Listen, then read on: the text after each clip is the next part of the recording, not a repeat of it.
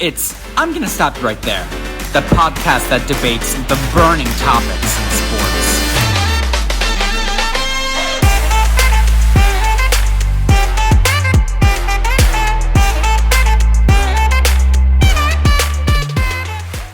All right, welcome back, everyone, to the I'm Gonna Stop You Right There podcast. We are on week number something. I'm not even sure what week it is anymore, but it's a week. We know it's a week. 6. Week 6. All right, good deal. Yeah. So week 6. How you doing, Coop? I'm doing pretty good. It's been a fairly busy week. A lot of stuff going on. Actually, I co-commentated the Emerson men's basketball team last night, and what division is Emerson in? D3. Is Emerson a D1 school? They're D3. Okay, those are fun though. I think D2 is like a weird middle ground, but D3 it's like really good competition. I love D3 sports. Absolutely love D3 sports. But yeah, that's awesome. How did it go? Was it good? Was it a good experience? Yeah, it went pretty good. We had some technical issues like transitioning from like just calling the game to going over highlights in timeouts and stuff like that. Some problems communicating with our director, because it was like both of our some of our first times doing a broadcast, so there's some kinks to work out. Obviously, being college students, commentating a game isn't always going to run smoothly, but overall, I think it went pretty well. So yeah, I was happy with it. It was a whirlwind, and I came back, and I'm like, woo! I am like physically beat. Like I feel like I was on the court myself. Right, that's awesome. The color commentating, people always give like Joe Buck and like those types of guys just a whole bunch of shit for what they say on air, and I've always thought that criticism was like a bit harsh, because that's got to be difficult for a whole game, to be focused, on point, saying the right things at the right time. It seems like a tall task, that's for sure. Yeah. When you actually do it, you get a little bit more respect for right. Guys who do it at a professional level. I wouldn't say I would reference Joe Buck, because he's not one of my favorites, but me either. But he's definitely a popular one, and one that you can just reference off the top of your head. But yeah, that's been my week. Yep. Now I've had a busy week myself. Busy sports weeks for the past couple weeks. It's been just nonstop news all the time, which is awesome. It's a fun thing. Some of the news not so fun, that's for sure. We don't have to we don't have to touch on any of that old negative stuff, but in any case, it's been an incredibly busy couple weeks. But yeah, with that, why don't you start us off with your moment of the week this week? Yeah, so my favorite moment of the week, and I'm sure it's been a lot of people since it's been all over social media, and the commentators are talking about it a lot on Thursday night. I'm sure a lot of you know what I'm already talking about. It's Dolphins offensive lineman Robert Hunt catching a pass near the goal line and then running with it, and he reaches his hand over the goal line with the ball. So you think it's a touchdown. You think, oh wow, this offensive lineman just scored a touchdown. How cool! But he wasn't even an eligible receiver, so he got a penalty for illegal touching of the pass, and that was just a funny sequence. It was actually meant to go to running back Myles Gaskin, but Hunt catches it, and you're just like, oh, I'll just take this. It's my time now, and then he runs. Goes to the goal line, and then it doesn't count, unfortunately. I got two things on that. Number one, it seems like every time you see an offensive lineman score, there's some technicality that calls it back. Uh-huh. Like this is one of a handful that I can recall in recent memory. And I think that if an offensive lineman scores a touchdown, no matter if it counts on the field, it should count in the stat book for that player. They should get a touchdown credited to their name Yeah. because it's always awesome when it happens. Well, it wasn't like it was a far touchdown. He was like 7 yards out, so it wasn't True, but like he did like a it full was flip. tough.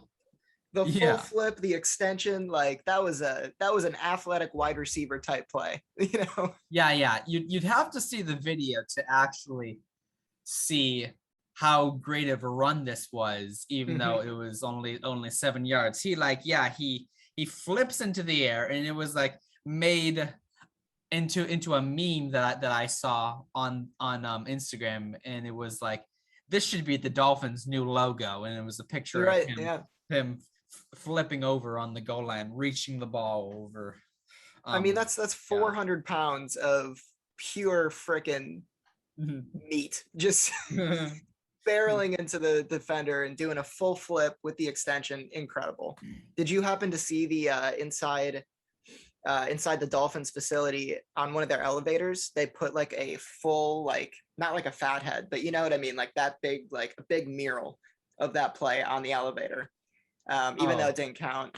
I did awesome. not see that. That all happened in a matter of 12 hours, right? Like somebody went to the printing press and was like, we're getting a full size elevator door picture of this, and we're putting it on that shit in the morning, like right away. So I thought that was awesome. But all around great play. They, everyone just sort of took this play and ran with it. Definitely. Yeah, just like he took the ball and ran with it. But yeah. Yep.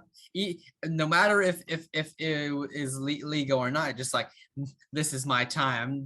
There's not any other chances I'm gonna get to do this. So he just does, and he laughed it off afterward, just like, that was funny. I wasn't supposed to do that, but I did it anyway. It reminds me back when I was playing Pee Wee football back in the day. In our league, they had a weight requirement for who could carry the ball to keep players safe. Interesting. And so everybody who was over the weight limit had a star on their helmet, so that they knew who they were and everything like that. And one of our defensive players caught an interception. He was a defensive lineman, caught an interception, and he ran it back for a touchdown. But the touchdown didn't count because he's technically not allowed to run with it. So it got called back to the point where he intercepted it. It was, and the look on his face was just like sheer disappointment and sadness. So I feel for those big dudes up front that don't get those opportunities to touch a ball like that. So it should have counted. It counts in our hearts. I'm not sure if I like that rule. Again, it is Pee Wee football, so it is a lot different than college or professional football. But still, that has to just be such a mood killer to like catch an interception, and then the coach is immediately like, okay, stop right there. You can't go any farther than that. It was heartbreaking. It was absolutely hard. I get it from a like player safety for young children. Like, of course, that's a good rule to have. But like from a dramatic standpoint, it sucked. I still remember it, and I was you just remember how shitty it was to this day. Right, exactly. Jeez. Yeah. So my moment from this week, which now is living in infamy, it came on Monday night. Bears and Steelers, and the Bears linebacker Cassius Marsh made a big play, and then he ran over near the Steelers sideline, stared him down a little bit, didn't look like he said anything. He was running back to the Bears sideline, and the referee stuck his butt out and like hip checked him and then threw a flag. And so this was flagged for taunting, which is come up a few times in games this year, and there's been a lot of controversy around it. And the NFL went back. Go ahead. Well, so he was flagged for taunting, for talking to the. So this is to the Steelers bench. Yeah, this is where it gets really fishy, because the referee on video like obviously hip checks him. It's so obvious. And then the referee, when he threw his flag, he like held his arm up as though he was like Steph Curry hitting a 3-pointer, right? Like, held his arm up. It was so petty. But the NFL came out and said that the justification for that flag was Cassius Marsh looking at the Steelers bench after he made the play, i.e., taunting. Right. So the NFL stood behind this, and it's very, very strange. It's very weird all the way around. And the thing with these penalties is, like, the NFL can't be blind to the criticism, and they also can't be blind to the fact that the criticism is justified, right? And Yeah. I think that the NFL is playing a dangerous game here, where it made me, and I know others, question, like, what is going on with this rule? Is it actually to keep players safe and to clean up the game, or is it something else going on? I don't want to be conspiratorial here, but, like, No, let's go there. I mean, this is a play that directly affected the game, a penalty that directly affected the game, and the penalty was for something that had no bearing on the game whatsoever, right? So if we're going to start throwing flags and affecting the outcomes of games, and there's going to be all this other stuff going on with referees hip checking, right, trying to find a reason to throw a flag, it makes you wonder, like, what actually is going on here? And I'm not going to speculate or anything like that. Like I said, I don't want to be conspiratorial, but it's not a good look. It's definitely not a good look for the NFL, and it's not fun. It's just like, I don't even want to watch this anymore. You know, these guys are putting their livelihoods on the line every play, and we're calling crap like this. Like, it's just, it's awful. It's really annoying. That's for sure. Yeah. Right. The no fun league. Honestly, that meme is showing that it's true right now, and it's really annoying. Yeah, I'm just waiting.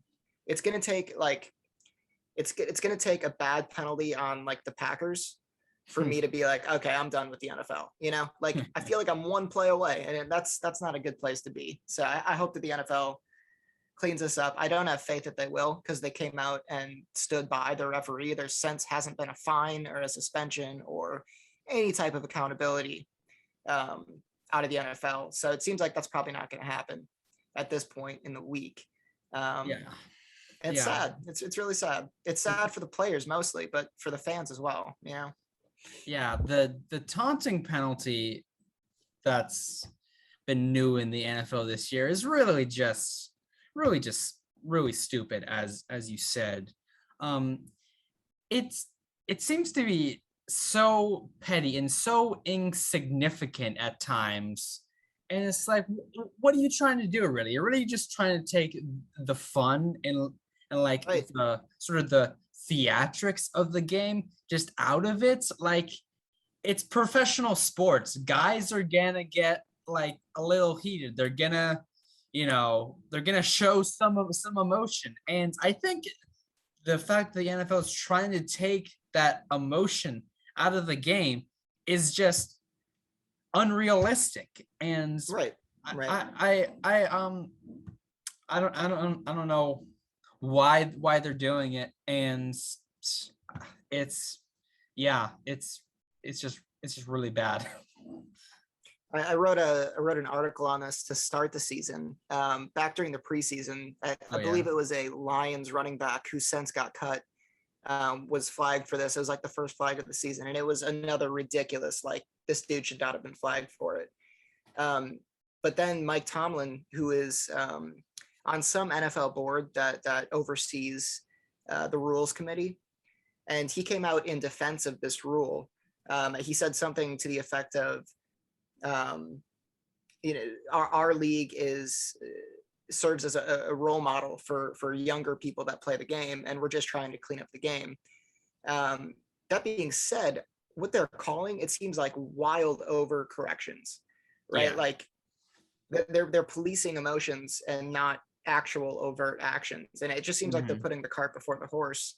They're calling everything, as opposed to pinning down a few things to start that are overt taunting, and we don't want those in the game, right? Call the obvious things, and then amend your rule as you go. Don't make it a full stop type of deal and then try to fix it, because it ruins the game. It absolutely ruins the game, and it's really frustrating. Yeah, it just seems like there's no nuance in these calls. It's like, right, and it just seems sort of like so bang bang, like where the refs are too trigger happy, or in this case flag happy, just like I'm gonna do this just because I feel like it's my job and I have like this sense of power Right. in this sport, and we're not actually thinking of whether this is actually detrimental or cleaning up the game. Right. So I yeah, completely agree. It's really complete. sad. That's for sure. So on that sad note,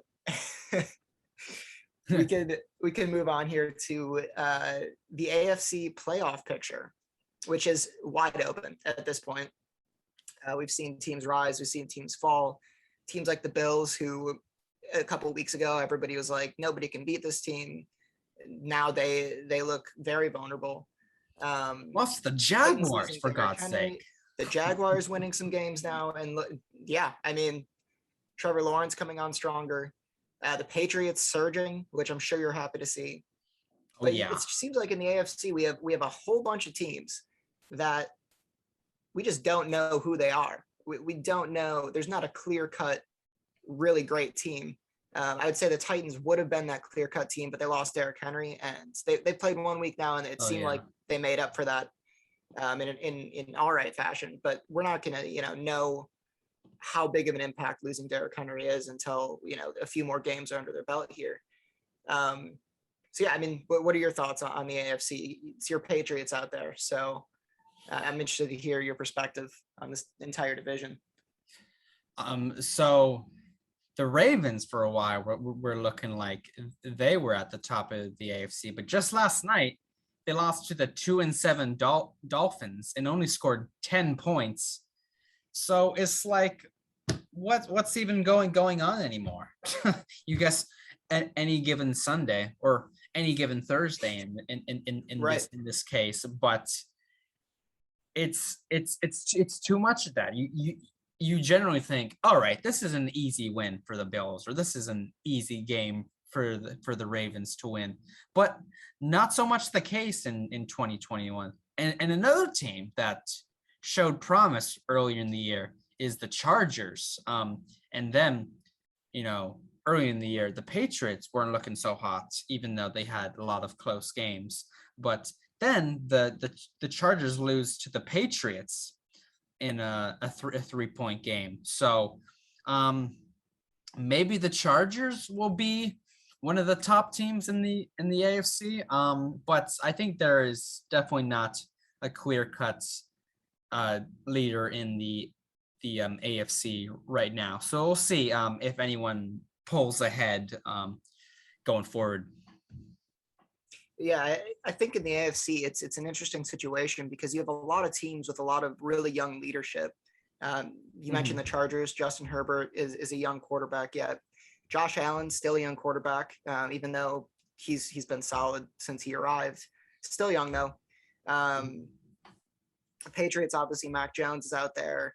Trevor Lawrence, Tua Tagovailoa, Joe Burrow. All of these guys are young guys, and I think we're seeing kind of the inconsistency that comes with young leadership kind of play out in the AFC this year. Yeah, so if I had to pick teams that I think are going to pull out, I would say it's those teams with veteran leadership.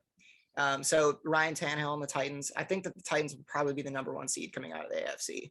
I think that they just have the best team across the board, even though they lost Derrick Henry. But then I think the Ravens are going to clean up their problems. I think that while it's concerning that there's kind of a blueprint out there now, like the zero blitz type of deal, which the Dolphins got them with last night and the Bengals got them with a couple weeks ago. It's almost good that there's a blueprint because, okay, well, we know the problem, we can fix it now, right? And Lamar Jackson has been there, done that. Even though he's still a young quarterback, he's got an MVP under his belt, and he's playing lights out. The dude is absolutely the most irreplaceable player in the league. So I would say Titans or Ravens would be my pick. Bills for a close third, but at this point, the older the leadership, the more veteran a squad is, I think the better they're going to be in the AFC, just because there's so much young talent in that division. So yeah, and I think with that, young leadership, it comes a bit of inconsistency. We've seen that a lot with players like Baker Mayfield, for example, or maybe even Lamar Jackson at times. Maybe that's an exaggeration, but this one game was only able to score one touchdown. Only had like 200 and 38 yards. And let's not forget Patrick Mahomes not having a season that everyone think he would. Another case of the Madden curse. Yeah. So yeah. I have no faith in the Chiefs this year.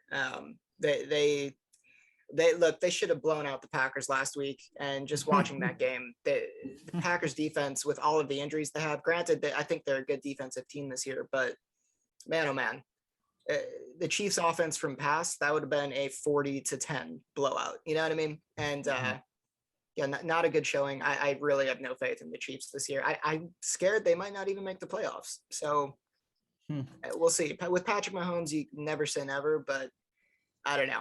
I might say never. Yeah, the AFC West is a tough division this year. Is. Yeah. The Broncos, even though they're in last place, they're sort of a sneaky good team, and they're hanging around, and with their defense, we'll see how that changes with Von Miller not there anymore. But right. But I do think that it's an NFC Super Bowl year. I think that the NFC is far too stacked.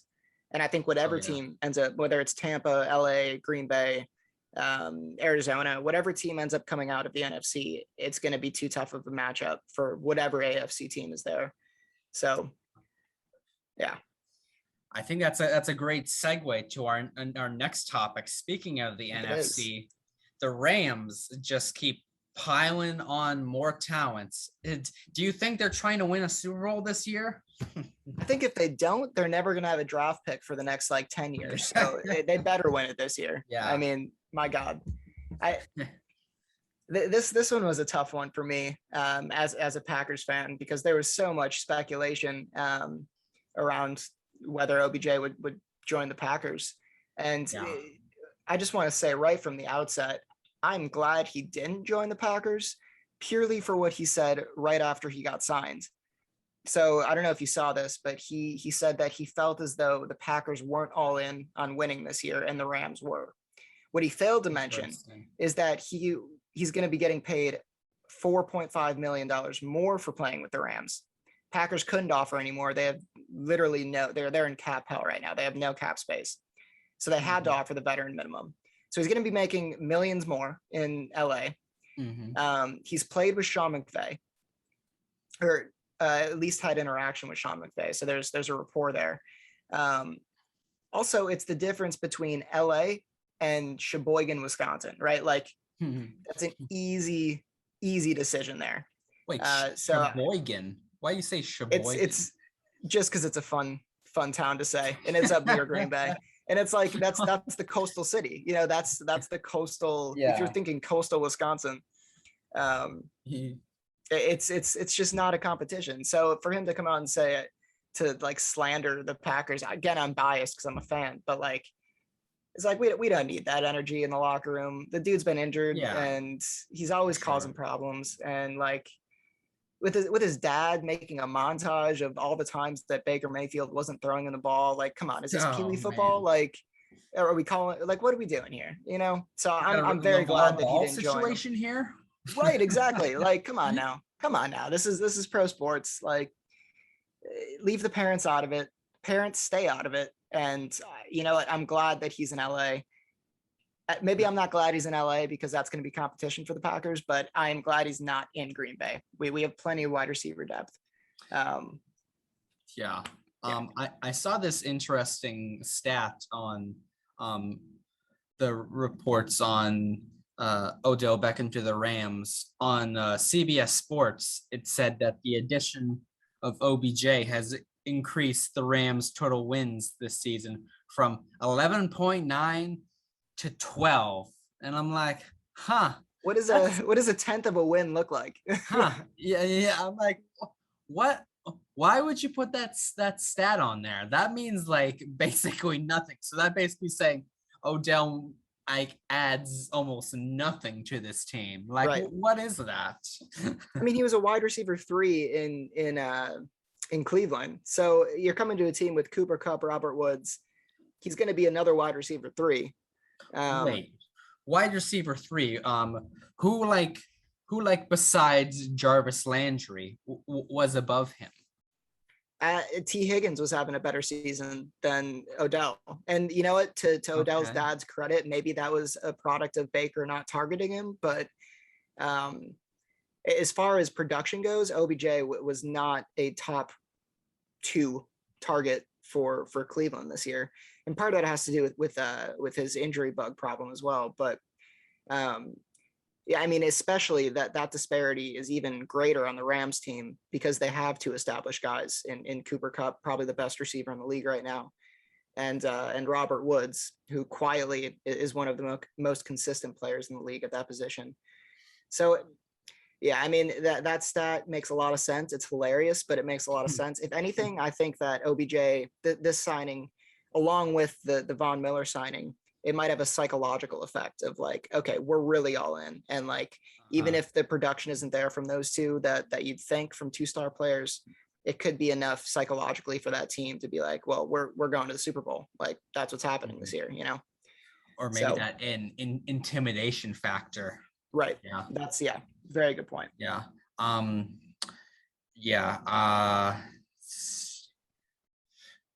So another stat about OBJ to the Rams is that their chance of winning their division has jumped from 23.3% to 24.4%. So then again, not a huge jump, but more from 11.9 to 12. I want to know, when do the Rams and the Cardinals face off? Let's see. I'm looking at it right now here.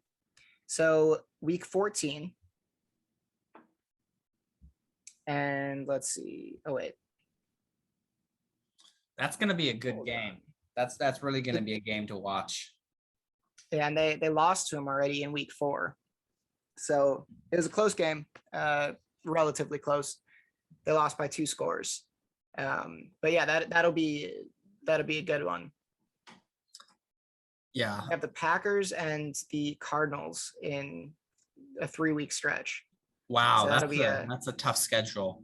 Yeah, it's a heck of a stretch, that's for sure. There'll be a lot of fun games to watch. Yeah. Yeah, I don't know. I mean, I don't know if I see the Rams not taking this division. I've kind of been high on the Rams from the start. I really like Matthew Stafford, even though he's gotten some flack for his play in the last couple of weeks. I just think that, again, it comes down to the leadership, and he's a veteran in the league. He knows what it feels like to lose, playing with the Lions for his entire career before this year. And yeah, I do see the Rams coming out of that division over the Cardinals. I think with one more game, if they can beat them, I think it's their division to lose, even though they're sitting in the 2nd place spot right now. So yeah.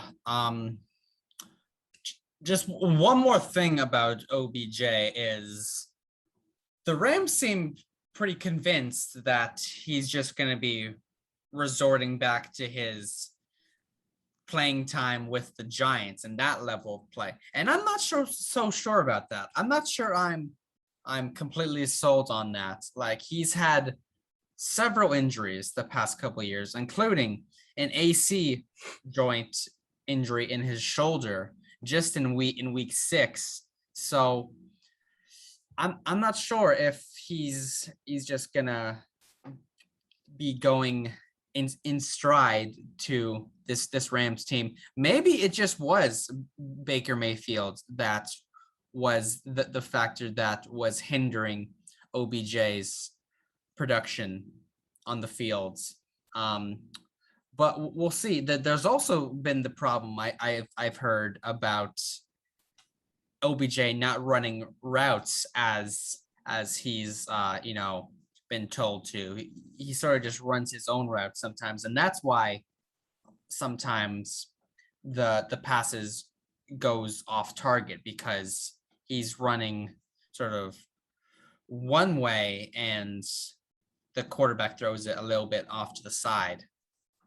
So that's something that He's going to have to be.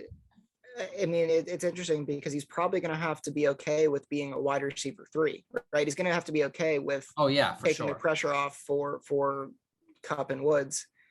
And I'm not sure he gets that many more targets and receptions with this team, just because there are so many mouths to feed. Maybe he does. Maybe this is the spark that's needed. But yeah, it's an interesting signing. It's a weird saga that he's been a part of, because when he came to the Browns, it was Jarvis Landry recruiting. And everyone was just like, holy shit, this is going to be an unstoppable offense. Like, these two guys are going to light the league on fire. Yeah. And it didn't pan out that way. So it's being hyped in a similar fashion here. I mean, all of NFL Twitter was just holding their breath, so it seems, for a player that hasn't had a 100-yard receiving game in a while. So his name, it carries the clout that perhaps hasn't been backed up by his play on the field. So it'll be interesting to see how this all shakes out. Yeah. Nonetheless, with or without him, the Rams are a scary team in the NFC. I still think one of the Super Bowl favorites this year, and that's not a hot take. That's a very mainstream take. So yeah, we'll see how that shakes out. Another player that switched back to his old team. This one was surprising. The 2021 season has been nothing but weird. And Cam Newton returning to Carolina is weird. It's super weird. Granted, no Ron Rivera anymore. They got Matt Rule, so different coaching. But yeah, I don't know what to make of this. The Panthers have kind of faded into irrelevance here as of late. At the beginning of the season, it looked like Sam Darnold was going to return to kind of the franchise quarterback type play that he came out of college, and everyone was expecting. I'm not sure that this moves the needle anywhere. Cam looked a bit washed with the Patriots last year and in the preseason this year. And, if you can't get it done with Bill Belichick as your coach, I don't know. It seems like a tall task with any other coach. So this one didn't excite me too much. I think it's a funny story. I think it's a weird story. I think that it's interesting that he's back in Carolina, and this is probably where his career will end. But yeah, I don't have many words on it. It's just weird. It's just weird. It's I'm thinking, are they really that dissatisfied in Sam Darnold, where they're just like, screw it, let's just get Cam Newton back, Well, Darnold's on IR now. That's right. Yeah. Damn. So that's the Wow. But otherwise, they I think they definitely have reason to look elsewhere next year. I mean, Sam Darnold has not played well. Granted, their whole offense has not played well, but it starts at the top there, and he's not inspired much hope, at least in my eyes. It'll be interesting. I'm not sure what Cam Newton's deal was with them. Was it a year? Let me just check quick. That would seem correct. I'm not sure you'd give a very long-term deal to a player who didn't perform so well last year, then lost his job before the season even started to a rookie QB. Right. It's a 1-year deal worth $4.5 million guaranteed. It could be up to $10 million if they win the Super Bowl. So. Oh wow. Yep. So just this season, they're not putting anything out. That's funny. Right. So did it say that in the article, or are you just saying that? It said it in the article. So. Really? Yeah. Wow. That author got jokes, huh? Right. Yeah. Hey, maybe weirder things have happened. It's a weird season. Yeah, yeah. You know what I'm thinking, that the Panthers are gonna win the Super Bowl. That seems cool. Maybe that would have been a little bit more plausible as like a week 3 take, but now Yeah, it yeah. just seems like you're trolling people. It seems outlandish at this point, honestly. Yeah. It's a weird season all the way around. You know what? I would not be surprised if Cam Newton goes in there and starts lighting up teams, and the Panthers run the table. Like, not because I think they can or they will, but just because this whole season has been so freaking weird. And it wouldn't surprise me. Be like, oh yeah, okay, it's 2021, about to be Yeah. 2022, but it's this season, Yeah. and it's Weird all things up in have the air. happened. So right, Yeah. exactly. Yeah. I do The think it's Bills are losing to the Jaguars. The right. Ravens are losing to the Dolphins. Tom Brady's still playing at a high level at 44 years old. It's a strange season. And what else was I gonna say? Oh, Cam Newton, to be successful, he's gotta start throwing balls to receivers and not their feet. that, that was a big thing last year with the Patriots, was he'd throw the ball and it just would not go to them at all. And it was like, he's a great runner. You can't deny that. He's like, what, like 6'5" or something like that, and he can just run through guys. But you got to be able to throw as a quarterback and throw accurately, and he did not Right. show that at all last season. So he's gotta show that. And Tyler has left, and I'm so there he sorry. is. I had He's back to again. my cat once again. She's the center of attention, and she was whining at the door, and I had to go grab her quick. Oh But man. yes, I agree with what you're saying. Accuracy has always been the issue for Cam Newton, and yeah, I mean it's gonna be weird. It's all gonna be weird. The Panthers have the Cardinals this week. Probably a loss coming up there for them. And from here on out, let's see where are the Panthers going next. They got Washington, the Dolphins, the Falcons. Okay, all winnable games here.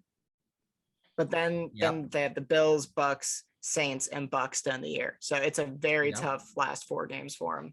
So I mean, if nothing else, Cam Newton's going to make $4 million this year. He's going to get to retire with his team that he started started his career with. So if nothing else, it's a good story in that sense. But I think it's, there's not much hype around it, and I think for good reason. It's just one of those things that's like, oh, that's interesting. But Panthers probably not going to do much this year. Cam Newton probably not going to do much this year. So they got Christian McCaffrey back, so that's big. This is true. Yeah. They could. Like we've been saying, weirder things have happened. When you look at both of the big moves this week, kind of from 30,000 feet, the OBJ move and the Cam Newton move, both of them have a real potential to be hyped up, but like nothing really comes of it. Nothing really changes for the Rams. Nothing really changes for the Panthers. And that kind of feels like the most likely scenario to me, at least. So I think so. I guess we'll see. Yeah, they're big names, but are they really going to have that huge of an impact? I don't think so. Right. I agree with that completely. Let's see. So the next topic we have on the docket here is one that we've already touched on. How are we doing on time? Do you have a timer set up? The thing about Zoom recordings is that doesn't show the time. Yeah, it doesn't show what the running time is. So I think we're at about the 45-minute mark. The next topic we had on the docket here was whether or not the Ravens should be worried about their 2 really bad losses this year to the Bengals and the Dolphins last night. I don't have much else to say about it. Like I said before, I think that they're going to figure this out. They've been beat the same way in both those games. They just couldn't handle the pressure. And the running game is a big part of that as well. Teams are able to bring 0 blitzes, because they don't have a running game, and they can't seem to figure out how to throw out of those blitzes. Like I said, though, I think that they'll figure that out. I think that it's one of those problems where it's not an amorphous thing, right? They can point to it and be like, well, if we stop the run here, or sorry, if we figure out how to get by these types of blitzes and these types of pressures, then they've shown that they can win games, and they obviously have the talent to do it. So, I mean, I think the Ravens will be just fine. I'm not worried about these two exposures, especially the Bengals one. I think the Bengals are a good team. We talked about that last time. Sure. Yeah. The Dolphins one is weird, but Thursday night games are weird. I hate Thursday night games. I think it's just a bad idea for the entire league. So I'm not worried about them. I think they're going to be one of the top teams. They are right now, but I think at the end of the year, they're going to remain as one of the top teams in the AFC. And I think they have a good chance at being the Super Bowl contender out of the AFC this year. If they can figure out this one hiccup that's got them twice now this season. So yeah. What was weird about this game is a couple things. Is the Ravens didn't have a shockingly low number of total yards. They had 304 total yards, while the Dolphins had 350. And also the Ravens had the ball for 3 minutes longer in this game than the Dolphins had. So not very efficient by the Ravens. So that is a little bit concerning, but maybe this is just one of those hiccup games where you just like, oops, we accidentally lost to the Dolphins. Whoops. And the Dolphins are also a very weird team. As we were talking about earlier, the Dolphins are just all over the place. They can play good against better teams such as the Patriots or the Ravens, and they're just terrible at playing bad teams like the Jaguars. So the Dolphins, they're very unpredictable. You never quite know what you're going to get out of the Dolphins. Lamar Jackson didn't play terrible. He also didn't play great. Got 238 yards, one touchdown, one interception, and that one interception was pretty huge because it was returned for a touchdown. So the Dolphins also didn't score any touchdowns in this game. It was all field goals and that one interception. So overall, just a very strange game. And the Dolphins, we were talking about this before. I'll just reiterate it here, though. I really hope that the Dolphins' lack of success this year does not fall on Brian Flores, the head coach out there. One of my favorite head coaches in the league. I think that they just have a lot of youth, and I'm not sure, like many others aren't sure that Tua is the guy. He may be, but he hasn't been healthy enough to show it. And when he has been healthy, he hasn't been consistent enough to have, that type of confidence in him. But beyond that, their receiving core is young. Jalen Waddle is going to be a great player in the league. I think he had 4 receptions last night for a little over 60 yards, something like that. Yeah, he's done well. Right. Young running game, young offensive line. So it's one of those teams that I think they need to give him a couple years. Maybe a change at quarterback. Maybe this season, if they continue to lose games, they'll have a chance at a high pick, and they can address the quarterback situation that way. But in any case, I think that at the very least, this shouldn't fall on coaching. Brian Flores is like well documented as a player-friendly coach. Players love playing for him. He looks like he's always fired up, kind of like that Robert Saleh type energy he has to him. Yeah. Or Sean McVay. Do you remember seeing that Sean McVay clip where like a team misses a field goal and he's just like, yeah, let's go, go, boys. Yep. I think I do remember what you're referring to there for sure. That was so funny. It was like, do we need to drug test Sean McVay or something? I love it. I mean, in any case, I hope Brian Flores gets another few shots at this, another couple seasons to right that ship out there. Because like you said, they've shown that they can compete with good teams. It's just the inconsistencies there and last year they looked like they could be a contender. So much to the point that this season is kind of a shock that, granted, they do have some injury issues out there, or I should say down there. It's South Miami. But yeah, I hope Brian Flores gets another crack at it, and I hope that the Dolphins get good again. Honestly, they're one of those teams that that they've been bad for a long time, and it's high time that they have some success.